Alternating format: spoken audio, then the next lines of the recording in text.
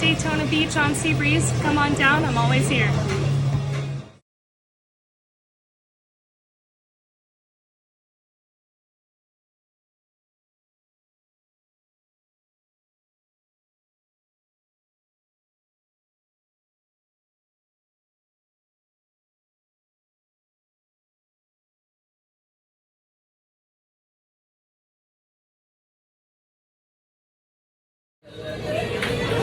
Vegan burger, y'all. A full vegan burger.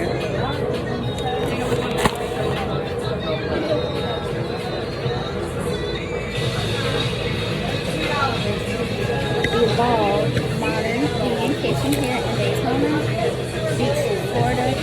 You guys, I'll put pictures up because I've been eating a little macaroni and cheese, the full vegan macaroni and cheese, full bacon, full vegan bacon that was around the outer edge. I killed it. And I'm about to try this burger, so let's see. Everything is 100% vegan here. Everything. Everything.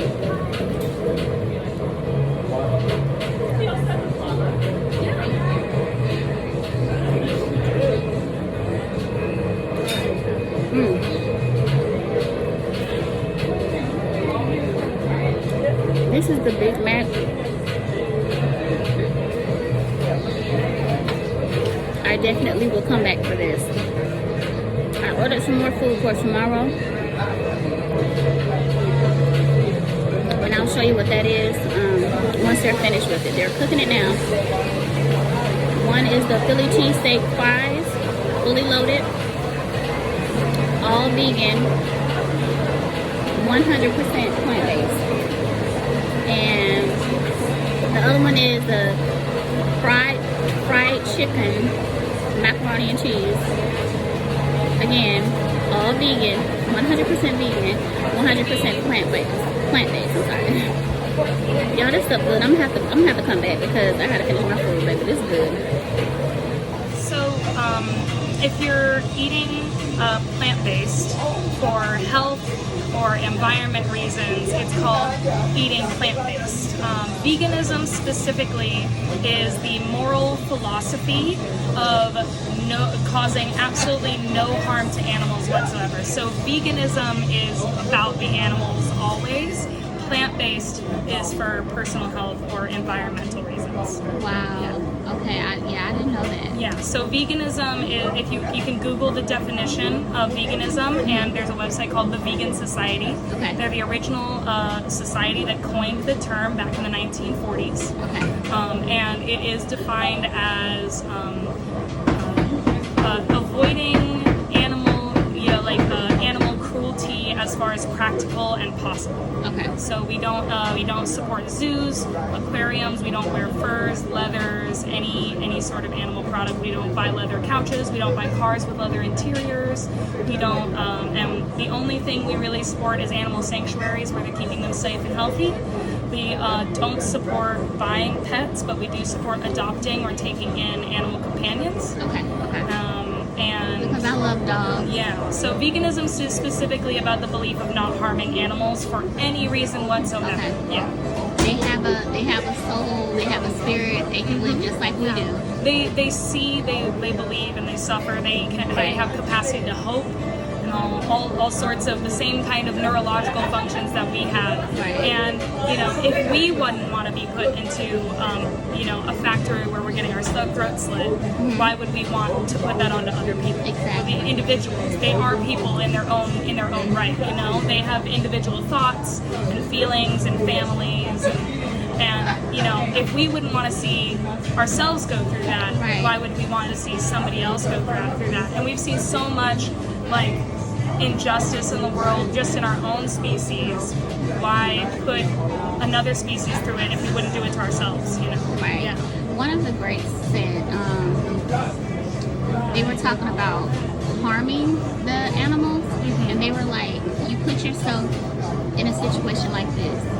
What if you had to kill it yourself? Exactly. Like the cow for beef. Like, what if you had to go out there and slaughter the cow? And the majority of people won't do it. And if you look at the people who do, scientists have done some studies, and you can kind of Google all this information. It comes up pretty easily.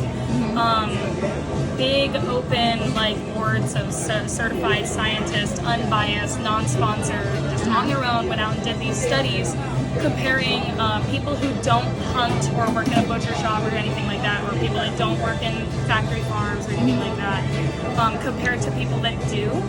And the people that do work in these industries where they're harming animals or working under these very strict conditions or unhealthy conditions for themselves and the animals, they find human psychosis in almost every case.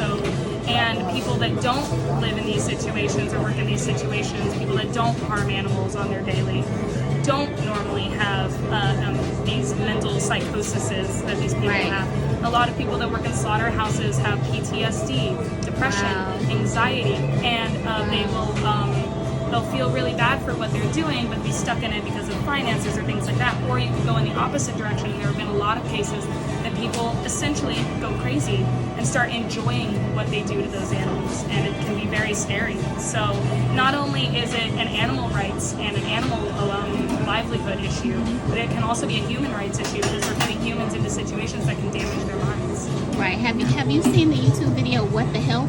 I've seen the whole documentary. Yes, me too. And that kind of I was like, you know what, I'm done. If you ever want to look more into the animal rights side of it, I definitely recommend watching Cowspiracy and Seabreeze.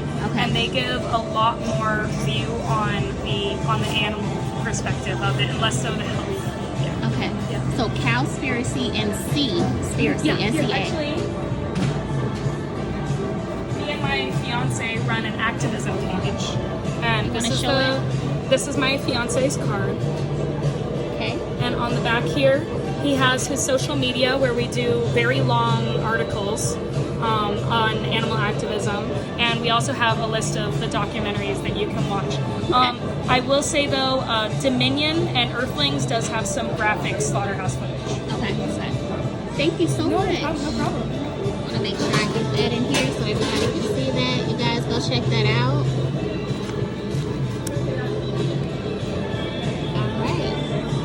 Well, thank you so much for your intuitive information. I always like spreading the word because a lot of people don't know what happens to these animals in these industries. Sorry. A lot of people just generally aren't aware. They look at their food and they disassociate that from, you look at a patty, you don't see a cow.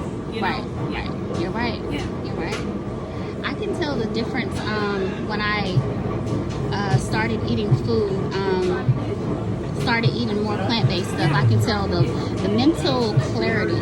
Yes, yeah. The surprising side effects that come out of it, when I went vegan and started going completely plant-based, my mental health improved, my physical health improved.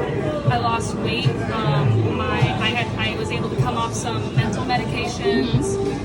My acne cleared up. My anxiety was relieved. Just so many different things that you wouldn't think that eating to put it frankly, eating dead bodies does to your body, Carnivores. Yeah. If you compare our anatomy to the anatomy of other creatures in those different species, our anatomy is actually closest to orangutans, which are herbivores. And not actually omnivores omnivores or carnivores, and you can just base that off of our internal anatomy of our like our digestive system, based on how long it is, the acid consistency, and you can even tell a lot of people think that we're carnivores or omnivores because of our teeth, but our teeth actually say the exact opposite. As the creatures with the largest canines in the world are herbivores. If you look at the hippopotamus and the saber-toothed deer.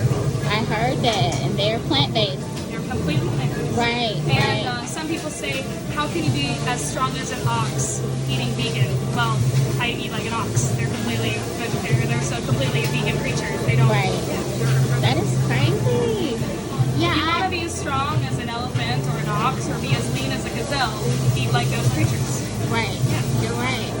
You're right. Oh yeah. Well, I'm so glad that I actually came in here to see you guys. And again, like I said, I'm relocating here, so I will be back. I'm always here, and I'm always up for lessons. Okay.